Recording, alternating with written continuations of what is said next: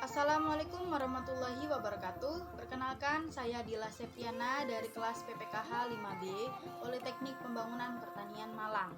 Di sini saya akan memaparkan terkait penumbuhan dan pengembangan kelembagaan usaha peternakan dalam pengembangan kapasitas petani di Kabupaten Cirebon.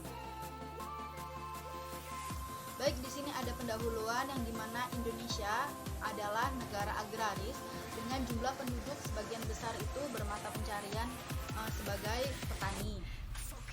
Kemudian di sini ada kegiatan pertanian yang dimana meliputi pertanian tanaman pangan, perkebunan, perikanan, dan peternakan. Kelembagaan petani adalah lembaga yang ditumbuh kembangkan dari, oleh, dan untuk petani guna memperkuat dan memperjuangkan kepentingan petani, terdiri dari kelompok tani, gabungan kelompok tani atau gaboktan, kemudian asosiasi komoditas pertanian.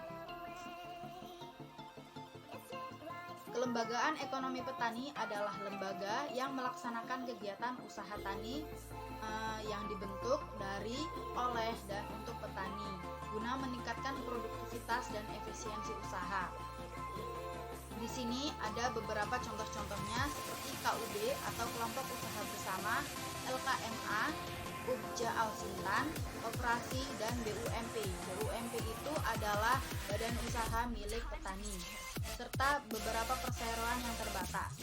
Kemudian, upaya meningkatkan produktivitas efisiensi usaha tani dan daya saing petani dilakukan melalui pengembangan kelembagaan pertanian, termasuk di dalamnya penguatan kapasitas kelembagaan petani. Ada potensi dan masalah yang dimiliki. Jadi, keberadaan kelembagaan pertanian bagi petani itu sudah menjadi keniscayaan untuk memperbaiki taraf hidup, harkat dan martabatnya. Nah, di sini jika apabila ada petani yang belum optimalnya memiliki pengetahuan manajemen operasional bisnis dan belum mengelola secara profesional, nah untuk itu diadakannya kelembagaan ini agar mendorong petani menguasai teknologi pertanian yang memadai, kemampuan berdaya saing dengan antara petani agar mampu bertahan di tengah-tengah persaingan ekonomi nasional bahkan dunia. Di sini ada dari UPOV tahun 1986 yang dimana mengatakan kelembagaan petani yang dimaksud di sini adalah lembaga petani yang berada pada kawasan lokalitas yang berupa organisasi keanggotaan atau kerjasama, yaitu petani-petani yang tergabung dalam kelompok kerjasama.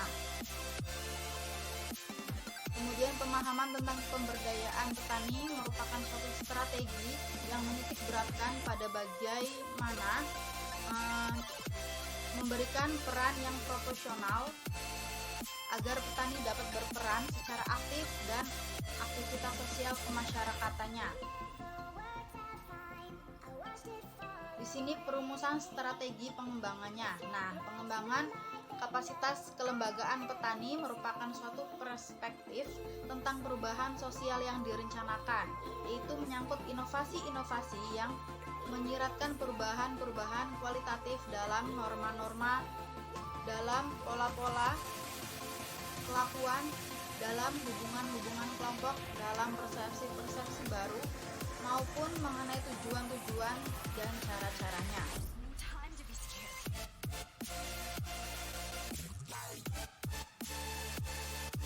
Nah, di sini kelembagaan diarahkan pada upaya peningkatan kapasitasnya sehingga mampu memenuhi kebutuhan anggotanya. Yang dimana artinya maksudnya itu secara sosial ekonomis lembaga tersebut mempunyai kemampuan untuk mempertahankan kelangsungan hidupnya, seperti itu.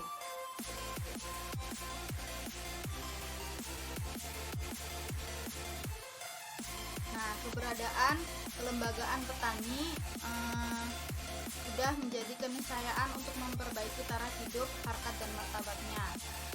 Di sini juga kelembagaan petani yang efektif diharapkan mampu memberikan kontribusi yang nyata. Jadi itu ada timbal baliknya, ada feedbacknya dalam meningkatkan kemandirian dan martabat petani. Peningkatan kapasitas juga dilakukan sejalan dengan kegiatan penyuluhan pertanian dengan memotivasi petani untuk berpartisipasi dalam kelembagaan petani. Itu saja penjelasan singkat dari saya, kurang lebihnya mohon maaf. Wassalamualaikum warahmatullahi wabarakatuh.